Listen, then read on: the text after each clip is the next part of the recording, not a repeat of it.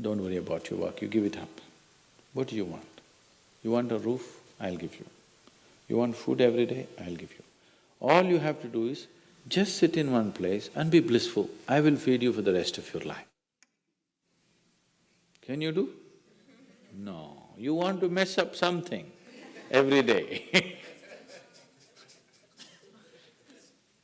People say they're only working for a living. I said, don't worry, I'll give you shelter, I'll give you food every day, no problem.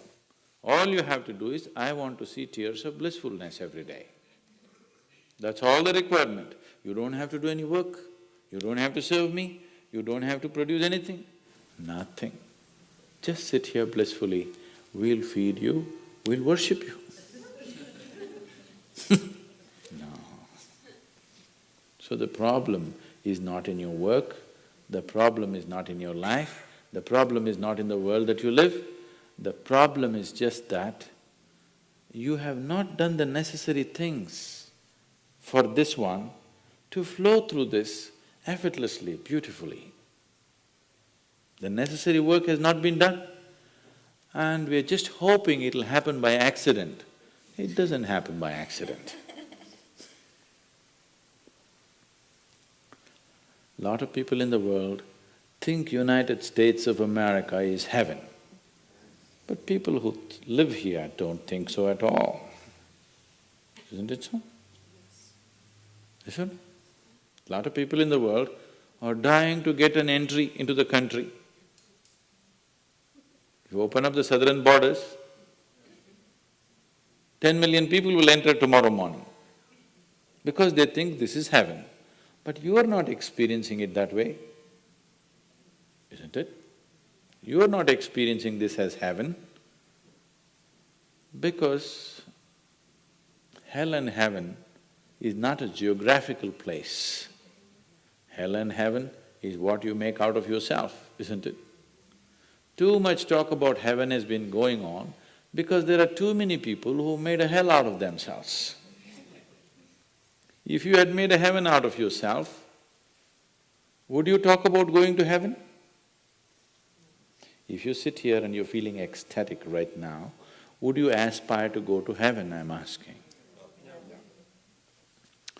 Once it happened, early 20th century, an Orthodox Greek church, a bishop from that church, you know, Orthodox Greeks have their own separate church, they have their own pope who lives in Turkey, you know this? So a bishop from this order had heard so much about Indian mysticism and he wanted to go to India, but he never got around to make it because he had to serve the cloth that he wore. And after 60 years of age, when he is semi-retired, he got the opportunity and went to India. So he came to South India, near where we are, and he wanted to meet a mystic, a yogi. So somebody said, go up this mountain, near a cave, there is a yogi sitting, you can go. So our man went, plodded up the mountain, halfway up and went. In front of a cave, an old man with a gentle smile upon his face was just sitting with his eyes closed. So the bishop went and prostrated. He cannot do it, he is not made for that. But they had told him, if you go to India, you have to crawl. He prostrated like this and with all his four limbs he got up. The yogi looked at him with amusement. Obviously, he has never prostrated anywhere before. And he smiled. Then the bishop said, I am like this, I am a bishop. I have served in the church for so long, but I have a few questions, can you answer? The yogi smiled and said, yes, please, whatever the question. Then the bishop asked, what is life? At the age of 60. What is life?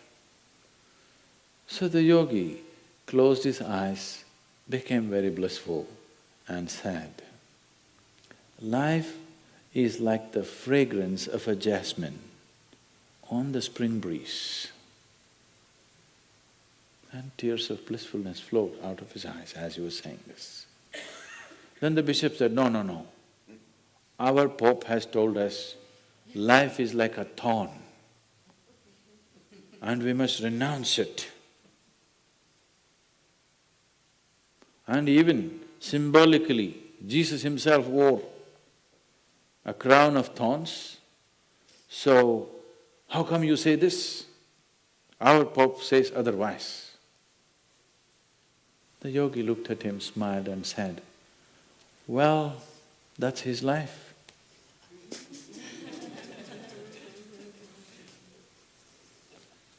So, what you make out of it is not because of where you are, what you are, it is just what you make out of it, isn't it?